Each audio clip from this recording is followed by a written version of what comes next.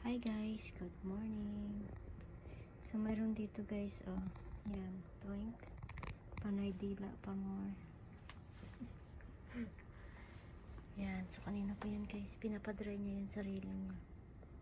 Pero sinuklayan ko na to siya.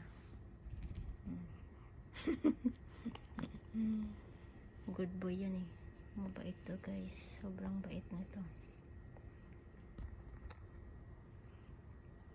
Yan o, dila pa more continuation. Wala na kayo matulog. Kasi nagising kami guys mga 8:30 na ng gabi yata yun. Natulog kami alas 3. Napagod si Matoni kasi kaninang umaga nag-walking din kami. Diba? Tsura niya. Dry na yung dito niya. Yung dito na lang. Hindi ko sinuot yung hiwaga kong sing-sing.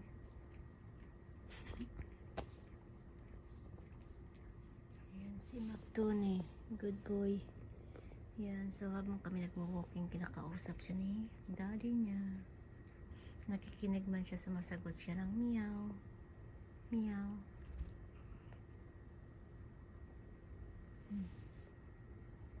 Dagdagan tuloy yung anak namin guys.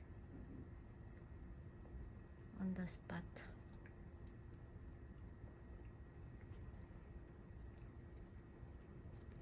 See.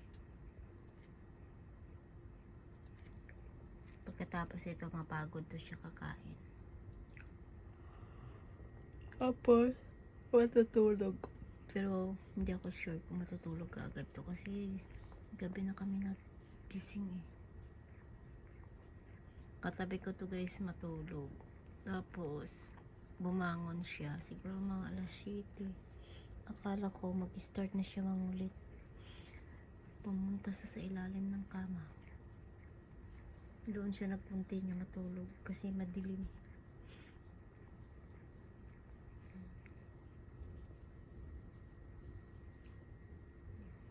Are you okay? Ang kagandahan nito guys, hindi siya nangangalimot, hindi siya nangangagat. Pag halimbawa hindi ko papalitan yung buhangin, naku, hindi mo yan mapaihi dun si Matoni. Kaya kailangan palitan mo siya kaagad.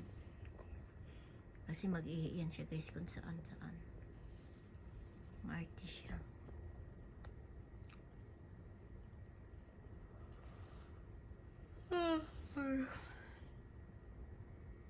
Dahil hindi pa naman kami matulog, ako ay maglinis ng pang-salad.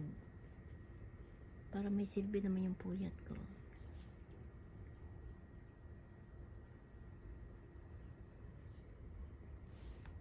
Parang tao to guys. Minsan din ako nakakapagluto. Kasi sunod siya ng sunod sa akin.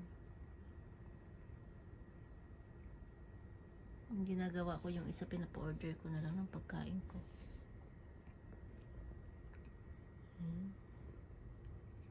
Nalibang na talaga ako dito. Kay Matoni. Matoni sapat na. Yan, maliban kay Nathan. Siyempre, special pa rin si Nathan. Si Matoni, kumbaga ano lang to. Kasi nag-iisa lang ako dito. So, mas okay na to guys. Ito yung kasakasama ko. Dito habang malayo sa kay Nathan. Balak pa. Dito yung tulugan niya.